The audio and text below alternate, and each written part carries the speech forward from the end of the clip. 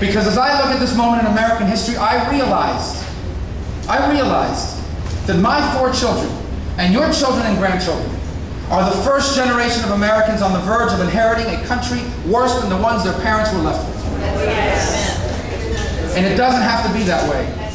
Why are we here? We're here for 2 reasons. We're here, 1, because our politics is broken.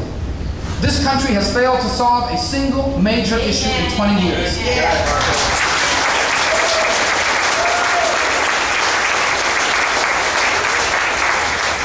You guys are lucky having that coffee. I'd be or Red Bull for that matter. We haven't solved a major problem in this country in 20 years. You want to know why? Because politics ain't about solving problems anymore. It's about winning. Politics is no longer about solving problems anymore. It's about how do I look in the next poll that came out? And what are my chances in the next election? And here's the problem with that. There's nothing wrong with being liked. I like to be liked. No one likes to be heckled. I certainly don't want to be hated. But here's the point. If you study history, and I love history, if you read the Bible, and I read the Bible, I can't find a great leader in human history that was popular. Amen. I can't find that.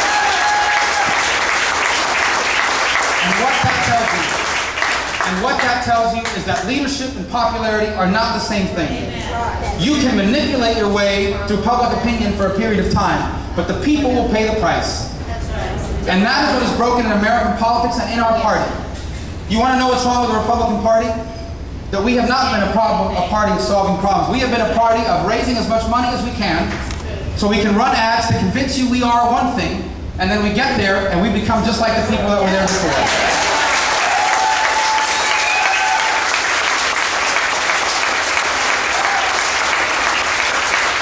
I am a Republican. And I want you to know that I have served the Republican Party of Florida in my 37 years of life. I've only been adult now for what, 17, whatever, 20, less than 20 years. I have served the Republican Party of Florida longer than many of our state party leaders have, and they live twice as long as I have. That's right. So I love the Republican Party, but I'm an American first. And the reason why I'm a Republican American, or an American Republican, is because I believe it is the only party in America capable of giving voice to what I believe in, what I think you believe in. What is that? It's really pretty simple. It finds itself in the origins of our family. 200 and some odd years ago, an incredible collection of individuals found themselves in one place at one time. These were brave men, not part of the aristocracy, but they had the benefits of land and wealth, many of them. They sacrificed all of that for the belief that our rights were not rights that the king gave you, but rights that God gave you, inherent in every single individual. And that government's job was to protect those rights, not to give them to you, not to award them to you. And that was the beginning of our greatness. That greatness translated into our economy. And the notion that we wanted to live in a country where someone could come here, irrespective of what family you were born into, what your last name was, where you went to school, or what circles you run in, and you could accomplish anything that you were willing to accomplish. That in fact in America the only limits that you have is the greatness of your dreams and the broadness of your work ethic. Amen. That is the only thing standing between you and your goal in America. And that belief has made us the greatest, most prosperous people in the history of the world. It hasn't been our leaders. We've had good presidents, we've had bad presidents. We've had good Congress, we have bad Congress. More bad than good. It isn't even our Constitution, which is a great document, but other countries have constitutions too. Our Constitution is incredible. We need to protect it and observe it and follow it. But that alone is not enough. It's our commitment as a people to the notion that as individuals working collectively, we can set our own path and define our own future. That the most important person in our life is not the President of the United States. That our most important job is not United States Senator. It's father and husband and neighbor and friend. Amen.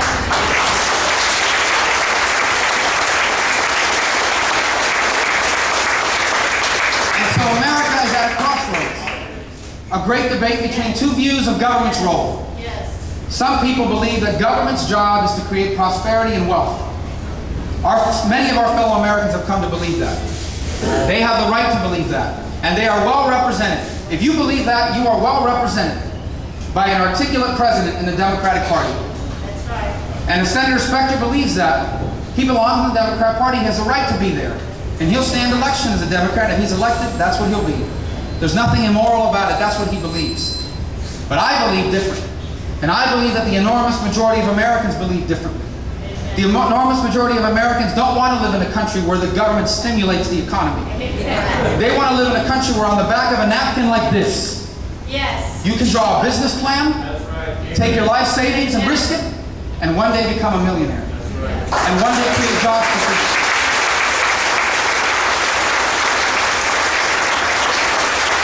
The majority of Americans want to live in a country where you can go and start a business in your own garage, even though you're probably violating some local zoning ordinance.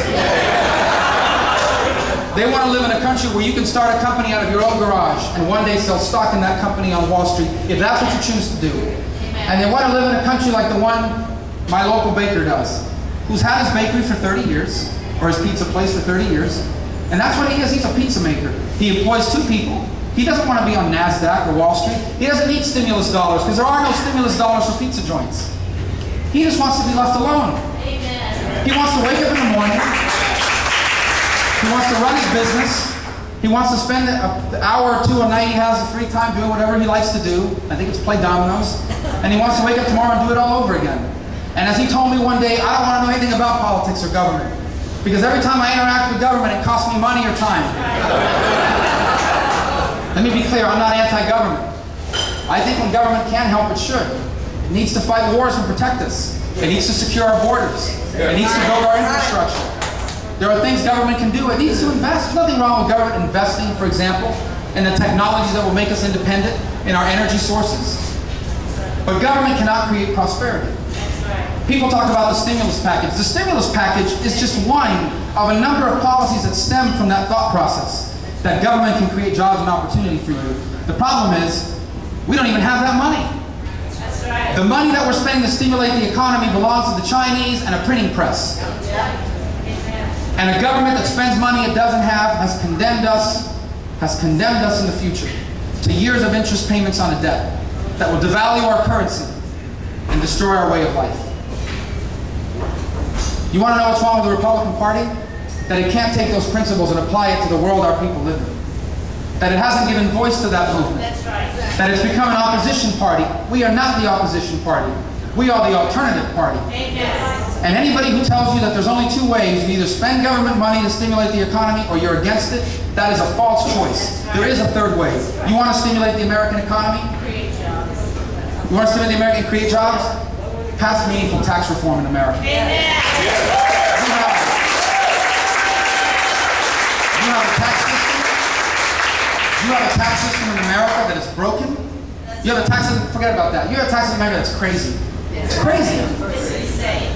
It is crazy. You have a tax system that tells our companies you're better off creating those jobs in another country. You're better off opening up your headquarters in another country. We also have a tax system that unfairly benefits the well-connected. That's right. Because if you've got lobbyists, you can create the loopholes and the exemptions. And if you've got lawyers and accountants, you can take advantage of the loopholes and the exemptions. But if you own a pizza joint, you just pay your taxes. And you pay it at a rate that's probably higher than Warren Buffett's. And that's wrong too. So I'm here to tell you that we should be the party of tax reform. Amen. I personally love the fair tax. Amen. I personally believe that a fair tax, I personally believe, this is how sophisticated my campaign is. It is 3:12 and you must leave at 3:30. I want to live in America where you can draw your timeline on the back of a napkin. I believe the fair tax will usher in an era of prosperity in America unseen before. But if I'm a U.S. Senator, and the only thing I'm given a choice to vote on is a flat tax, I would be pretty happy too. Anything is better than what we have right now. A broken system that discourages job creation. We must be the party of tax reform. Yes.